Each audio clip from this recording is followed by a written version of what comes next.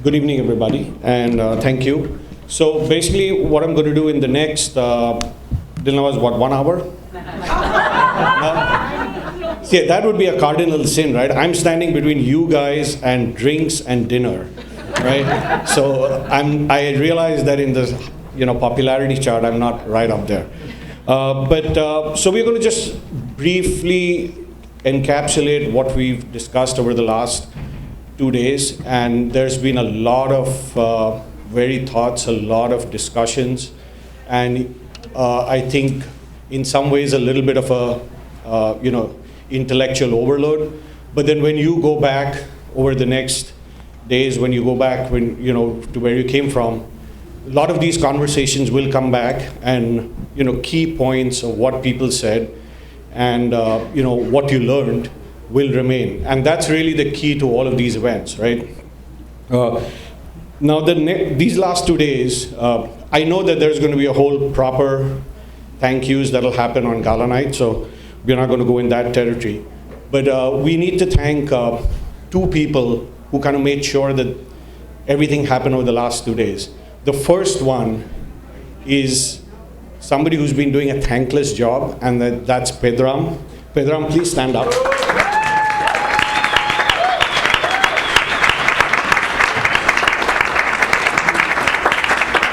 I've been sitting over there and I haven't seen him even take a bathroom break, so I don't know how he does that.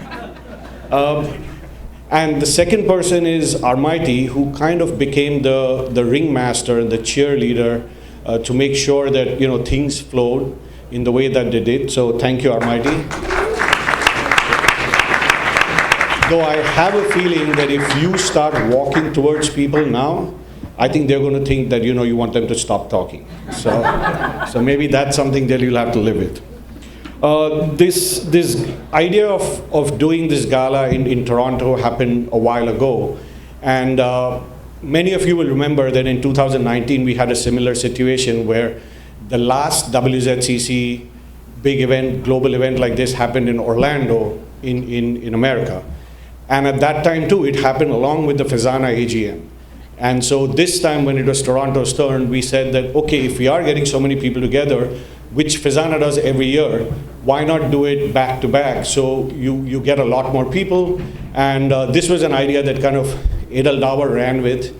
And we had to kind of make sure and twist a few arms and pull a few favors. And thank you, Bombi Patel, for backing out from wanting to host this AGM and letting Toronto host it so that the AGM and the WZCC conclaves could happen together.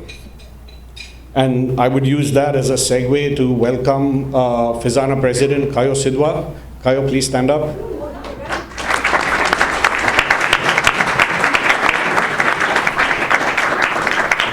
And of course, I did mention Edel Davar. I think Edel's on Zoom. He's going to be here in a couple of days. I was just thinking about it. I haven't been to any WZCC AGM when Edel was not around. So, we miss Edel. Hello on Zoom from everybody in the room, and we look forward to seeing you on Friday.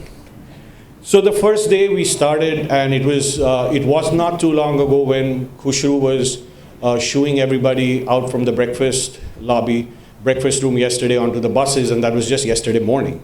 We got here, and we had Percy Master, the global president of WZCC, lay out the roadmap of what WZCC wants to do in the years ahead, but also take stock of what it's done in the last year and before.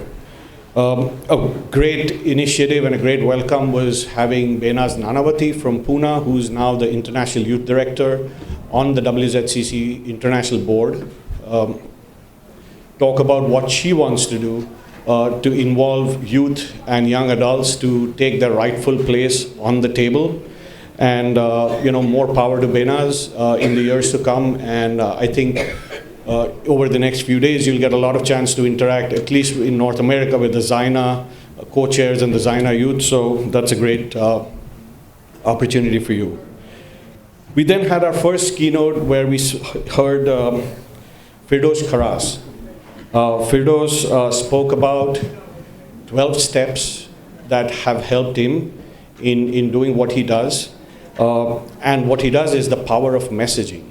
I think the power of messaging is brilliant in today's world, and what really stood out, at least for me, was the fact that he said that his videos and his animations and his message that he puts out to the world does not have his name, right? And it goes into the ether, and once it's out of his control, it's gone, and thousands and millions of people view it and benefit from it in ways that he will never know, right?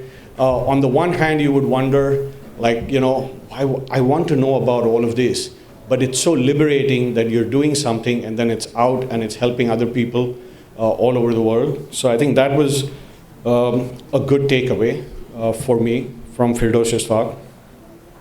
And then we had the two Banus, as I would like to call it. We had Ma Banu and we had Zar Banu. And the conversation with the both of them, while as much as I would have loved for it to hear a little bit more from Ma Banu about her life too, what really came across is what a fascinating life you had, Zar Banu. Your daredevil attitude in never taking no for an answer, but more importantly, not taking no because you want to do the right thing, is, I think, a Zartusti principle that you lived by. And myself and so many others have benefited from the fact that you actually walk the walk, right? So when you see a need for young people to meet the world over and discuss in the Zartusti faith, you open up your house to us, not once, not twice, multiple number of times.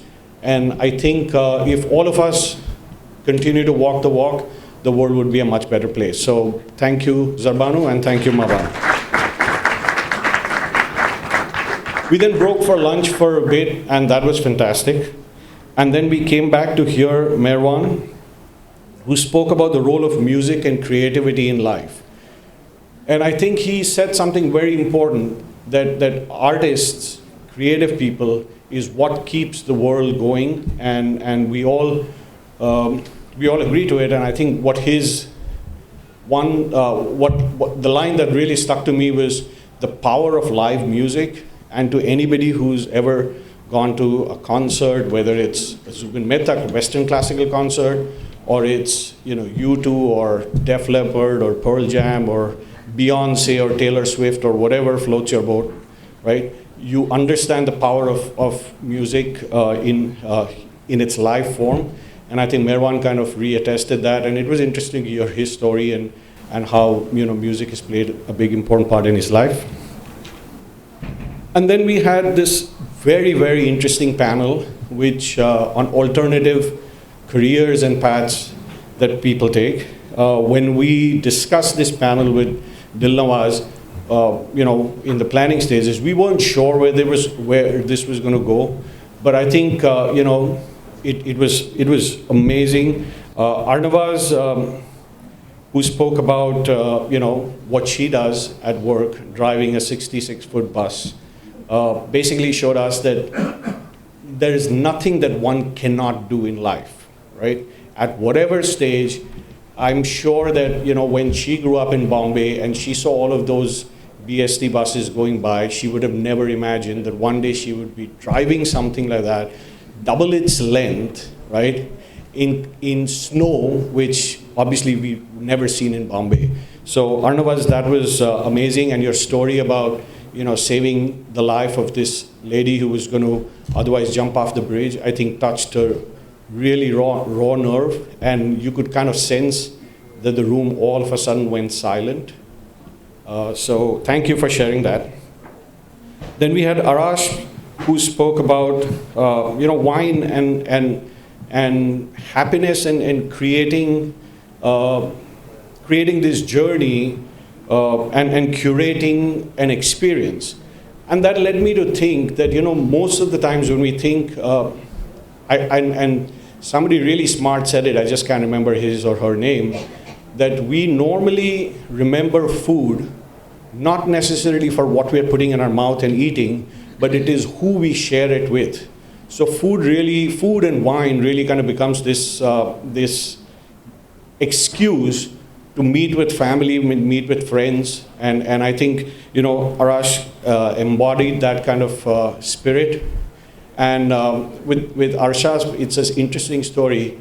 When Dillamaz asked him, like, will you come and speak at the panel? He said, nothing doing, no, right? But when I asked him, he said, absolutely sure.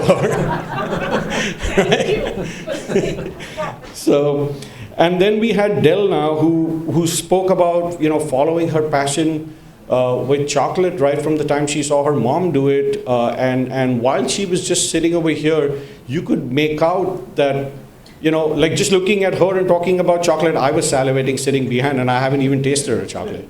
So I think that kind of passion in doing what you love to do and then making it a business and making money, that, you can't have it better than that.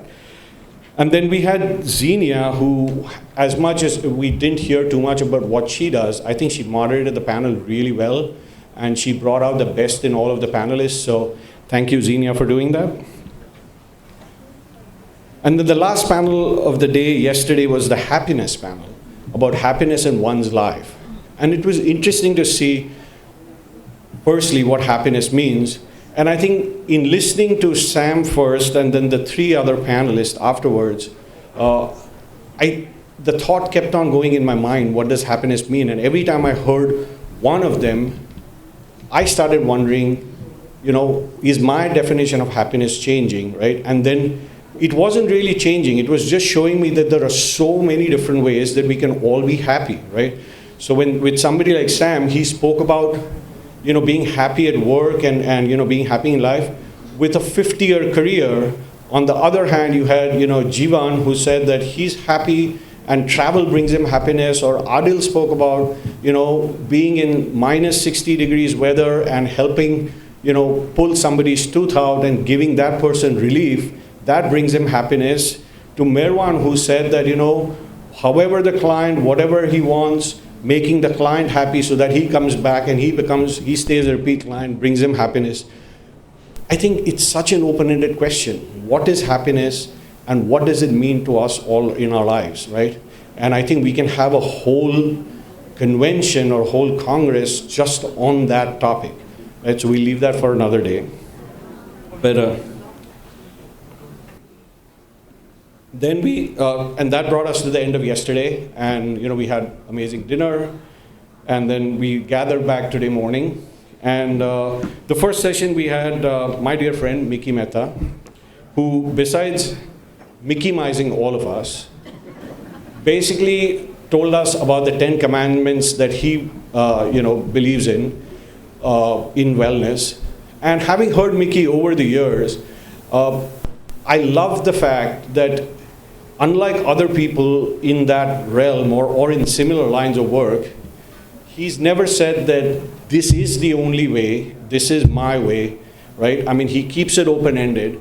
And as he said, very rightly, there is no one formula for illness, because illness is very dependent on the person who gets it. And if you understand the person, then you understand the illness, and it's easier to treat. So I think that was a very, very unique way of looking at it. And if we kind of take that idea in all of our lives, we then understand why illnesses, why people fall ill. And what he said about, an angry person will probably have a certain kind of illness, an insecure person will have a certain kind of illness.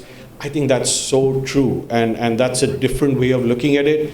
And maybe if we have those illnesses, maybe we can introspect as to why we are having that. So thank you, Mickey, for sharing that wisdom.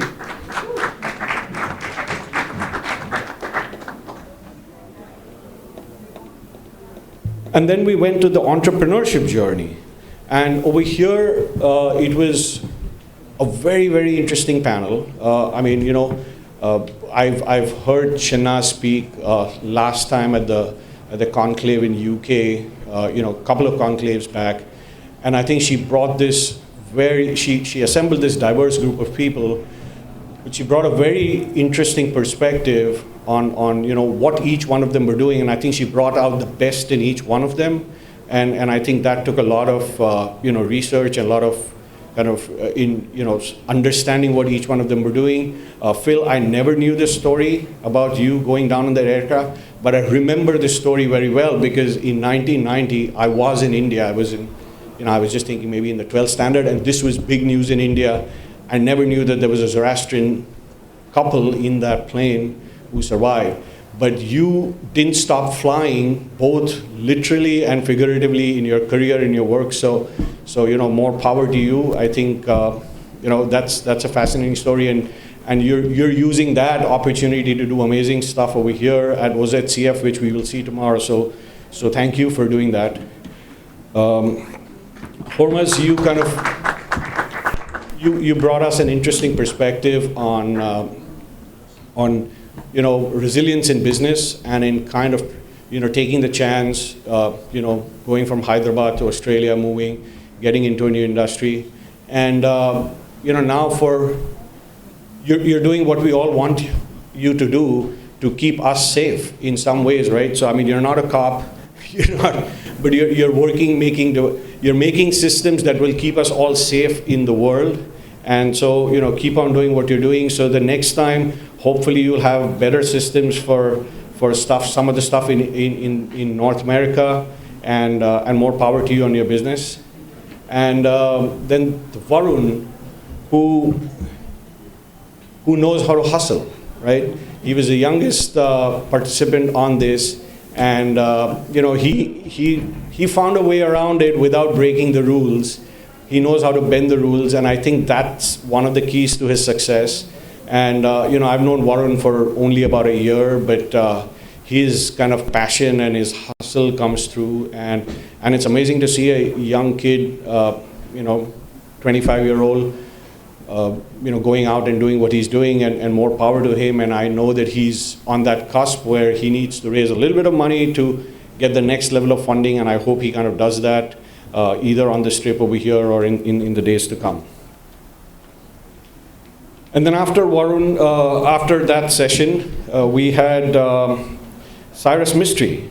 And Cyrus Mistry basically explained artificial intelligence to us so that now we are all intelligent people going back. No, there is no other way to put it, right? We've all heard of artificial intelligence. We've had, okay, I will go there. We had the Secretary of Education in a country that we shall not name keep on calling it A1. I don't know if you guys saw that clip. Yes, it actually did happen. Did you see that clip? Yeah. She was calling it A1, right? She's like, all these high school kids are learning A1. And then there were a million memes on that because A1 is a steak sauce in America, right? Actually, what she was talking about was AI. So Cyrus, thank you for making sure that everybody who heard you will never ever make that mistake again. But I think the idea of using artificial intelligence, as Cyrus said, there is no way around it. You have to understand it and embrace it for your, for your advantage, not only as an individual, but as a community, society, country, right? And there were some valid questions where people said, sure, will people use it for wrong things? People are using it for wrong things. We had nuclear weapons. Nuclear energy was supposed to be good. We still have the threat that, rogue nations will have it, but that doesn't stop us from using it for better reasons. So I think, AI is one of them, and we just got to trust that in the end, technology will do more good than bad. But so Cyrus, thank you for elaborating that and making it a subject that we can all confidently talk about a little without sounding goofy. So.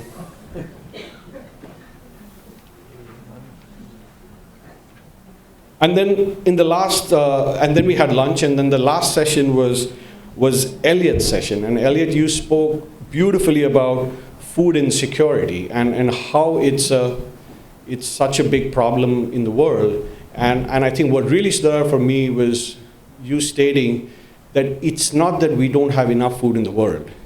It's that we cannot reach that food to people who need it in the world. And you kept on saying this one word you used quite a lot. You spoke about how valuable trust was to you, right? Trust in your ethics, your reputation, and to a lot of Zoroastrians, especially those who grew up in the subcontinent, the Zoroastrian community is known for trust and is known for those values. So to hear that coming from you and how important it is to you just means that you're now an honorary Zoroastrian. However, our life membership is at a certain cost, and we have forms over there. To be expected. So thank you for sharing that idea, and I think it's beautiful that you're doing what you're doing without, you found an opportunity, and you cracked the problem, and you're now helping thousands of people. So thank you very much for sharing that. With that, then we heard that we heard the presentation on the TIS Parzol program. And the TIS Parzol program is very, very, it's an important milestone. And why is it an important milestone is because we have very few courses or study programs on Zoroastrianism in the world. The first and the foremost one is the one at SOAS, right? We now have our own Fezana professor at the University of Toronto, and one would have thought that there would be a program in India way more, way back, but this is the first university level program in India on the study of Zoroastrianism. So I think the program is very important. We are fortunate that through Fezana and Zagni in North America, we have been able to support this financially, doing our bit through the Professor K.D. Irani Trust.